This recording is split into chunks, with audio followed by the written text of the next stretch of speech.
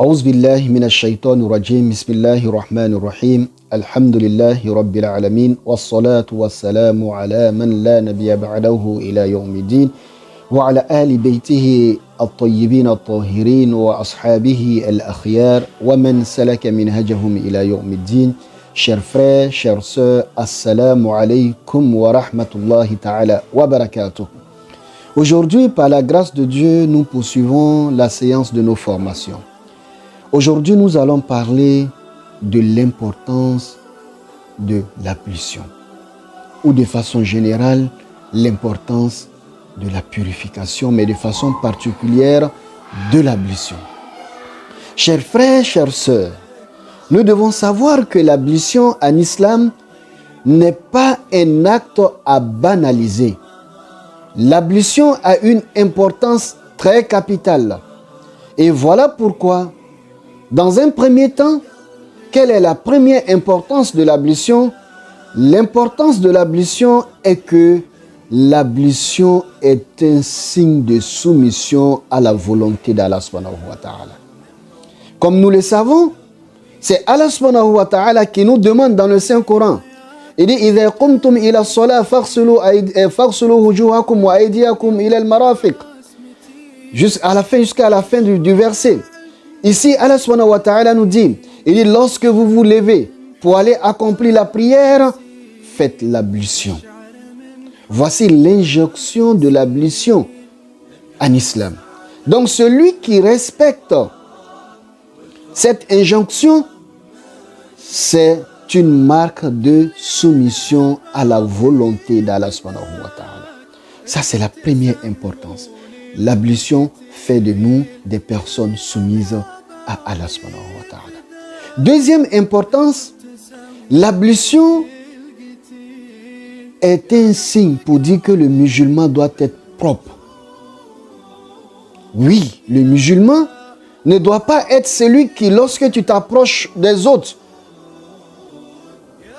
tu dégages des odeurs qui gênent. Le musulman, à travers l'injonction de l'ablution, Allah subhanahu wa ta'ala nous montre clairement que le musulman doit être propre. Donc le musulman, à travers l'ablution est une marque de propreté. Qu'Allah nous donne la bonne procuration. Troisième importance de l'ablution. Nous devons savoir, chers frères, chères sœurs, le prophète alayhi salatu wassalam, dans un hadith, il nous donne un enseignement, des astuces pour pouvoir éteindre la colère en nous. Le prophète alayhi salatu wassalam dit, il dit, lorsque l'un d'entre vous est coléreux, il est fâché, il est énervé, parce qu'on l'a indigné, qu'il fasse l'ablution.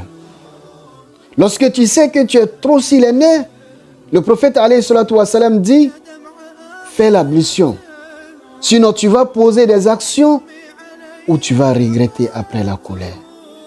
Ou tu vas prononcer des propos que tu vas regretter à jamais. Mais le regret, tu ne peux plus rattraper ce regret. Donc, la chaleur qui est en toi, l'énervement qui est en toi, le Satan qui te dit non, fais ceci, mais est-ce que toi tu mérites cela? Le prophète alayhi salatu wassalam dit, il dit, lorsque tu veux dompter plutôt ta colère, étant en colère, oriente-toi, cherche de l'eau et fais l'ablution. Et dit que l'ablution va éteindre la chaleur de la colère qui est en toi, tout comme l'eau éteint le feu. Qu'Allah nous donne la bonne compréhension. Et l'une des importances de l'ablution est un moyen de protection pour le musulman. Voilà pourquoi nos sages nous recommandent, avant de sortir de chez toi, tu dois aller faire des courses, tu dois aller à l'école, tu dois aller au boulot, maman, tu dois aller au marché. Prends le temps, ça ne te va même pas prendre 5 minutes. Fais l'ablution avant de sortir. L'ablution te protège contre les envieux et l'ablution te protège contre tout mauvais esprit. qu'Allah nous donne la bonne compréhension. Donc l'ablution est un moyen de protection. Et comme nous le savons, chers frères, chères sœurs, cette vie, elle est éphémère. Et après la vie, nous sommes amenés à être enterrés dans nos tombes. Et la vie tombale, nous le savons, nous avons conscience que cette vie tombale est une vie obscure, pleine d'obscurité. Parce que lorsqu'on arrive devant ta tombe et qu'on finit de te mettre dans ta tombe, qu'est-ce qui se passe en réalité? On va prendre des planches ou des briques, nous allons essayer de fermer. Et des petites ouvertures qui vont rester, on va prendre des feuilles et nous allons fermer tout ça. Et après cela, on va faire retourner la terre sur toi. Chers frères, chères sœurs, sache bien que en ce moment précis, vous êtes dans l'obscurité. Mais le prophète, une fois, sallallahu alayhi wa sallam, il y a l'un de ses disciples qui lui pose la question à savoir. Il dit, le prophète, en islam, est-ce possible si je suis en ablution, j'ai fait une ablution qui n'est pas annulée. Nous avons dit les actes qui annulent l'ablution. Je n'ai eu aucun de ces actes. Est-ce que je peux faire une nouvelle ablution sur l'ancienne ablution? Le prophète, pour répondre à cette personne, il dit ceci.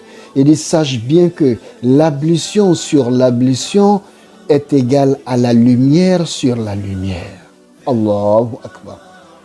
Voilà pourquoi les savants nous disent que lorsque le musulman est dans sa tombe, les parties qu'il avait au cours de l'ablution, toutes ces parties vont lui procurer la lumière. Donc, l'ablution nous épargne de l'obscurité de la tombe. Et pour terminer, chers frères, chères sœurs, le jour de la résurrection, un jour le prophète, alayhi salatu wassalam, il était avec ses disciples et Allah subhanahu wa ta'ala a fait descendre un verset. Dans le verset, Allah subhanahu wa ta'ala nous dit le jour de la résurrection, les premiers hommes et les derniers, ça veut dire à compter de Adam, alayhi salam, jusqu'à la dernière personne sur la terre, Allah va les ressusciter le même jour, au même moment. Il y a des savants qui étaient inquiets. Ils disent, oh le prophète, tu dis tu vas intercéder pour nous le jour de la résurrection. Mais comment tu vas faire pour nous reconnaître? Le prophète dit, alayhi salatu wassalam, il dit, je te donne un exemple. Vous êtes dans une cité et vous êtes tous des bergers. Le soir, tout le monde emmène son troupeau. On a fait un grand enclos où tout le monde met ses troupeaux là-bas. Mais toi, ce que tu sais, tes animaux que tu as, que ce soit mouton ou bœuf, les visages sont blancs. Les bras également. La tête également. Ainsi que les pieds. Jusqu'aux chevilles. Il dit, si on vous demande le matin de venir prendre vos troupeaux, vous n'allez pas pouvoir reconnaître vos troupeaux? Le disciple dit, oui, prophète, je vais reconnaître par la marque que j'ai. Il dit, le jour de la résurrection, je vais reconnaître chaque membre de ma communauté à travers ces membres qu'il avait au cours de l'ablution. Allahu Akbar. Chers frères, chères sœurs, nous devons savoir comment faire l'ablution, car l'ablution est très importante.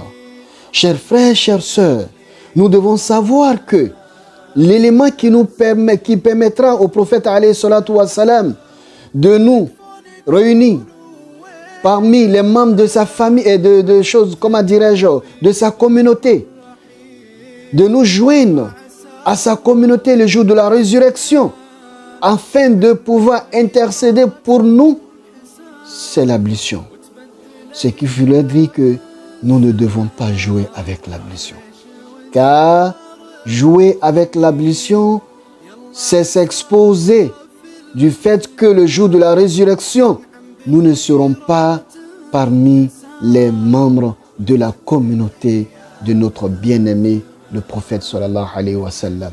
Qu'Allah subhanahu wa ta'ala nous accorde la bonne compréhension de l'islam et qu'il nous facilite la bonne pratique de l'islam. Assalamu alaykum wa rahmatullahi ta'ala wa barakatuh.